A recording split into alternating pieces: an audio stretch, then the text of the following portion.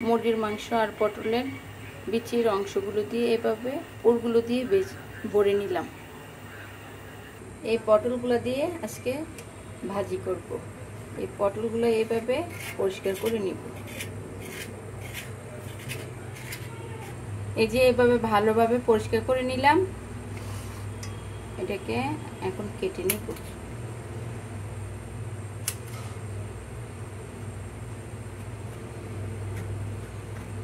মাছ দিয়ে কেটে নিলাম। এই ছুরির সাহায্যে বা চামচের সাহায্যে এইভাবে বিচিগুলো উঠিয়ে নিব।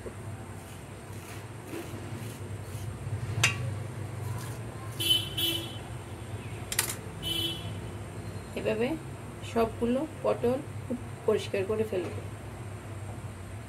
এই চামচের মাধ্যমে আমি সবগুলো বিচি উঠিয়ে নিলাম। আর পটলগুলো একদম নৌকার মতো একটা শেপ হয়েছে। দেখছেন, খুব সুন্দরভাবে সবগুলো চামচের সাহায্যে আমি উঠিয়ে নিলাম। এখন এই বিচিগুলো আলাদা করে নিব। বিচিগুলো খেতে ভালো লাগে না। এভাবে বিচিগুলো সবগুলো আলাদা করে নেব। পটলের ভিতরের অংশগুলোকে এভাবে আমি বিচিগুলো থেকে আলাদা করে নিয়েছি। স্বাদ মতো লবণ দিয়ে দিব, রসুন বাটা দিয়ে দিব, আদা বাটা দিয়ে দিব,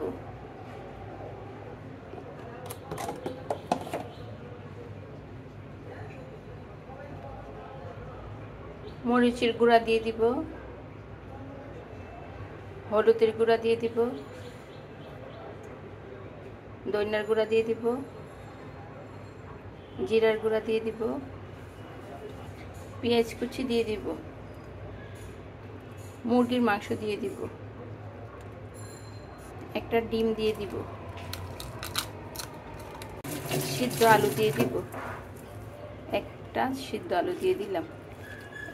এখন সবগুলো মশলা এভাবে মিক্স করে নেব। মুরগির এভাবে ভালোভাবে চটকে নিব।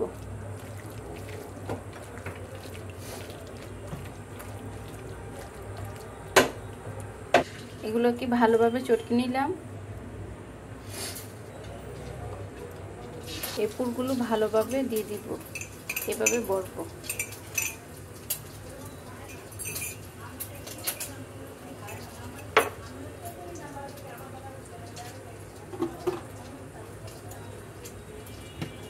এভাবে ভরে নিব সবগুলোতে।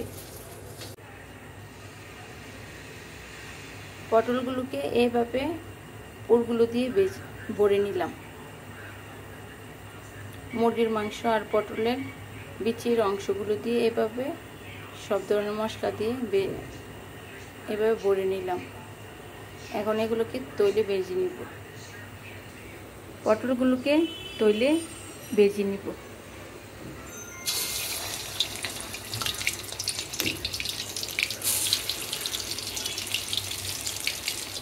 একদম নৌকার মতো মনে হচ্ছে।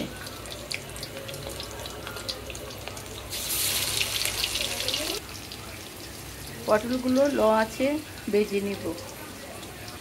মুরগির মাংস দিয়ে পটল ভাজা। পটলগুলোকে উল্টিয়ে নিব। দেখছেন কত সুন্দর মচমচা কালার আসছে। মিডিয়াম আছে, এগুলোকে ভেজে নিতে হবে।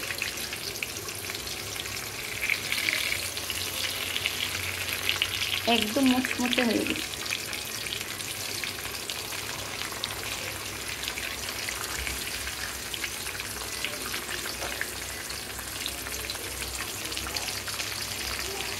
অনেক সুন্দর কালারটা আসছে, মচমচে,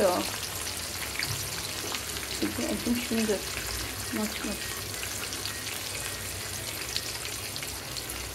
গরম ভাত দিয়ে বা খালি খেতে খুব ভালো লাগে এভাবে বানাইলে পটলের ভাজা।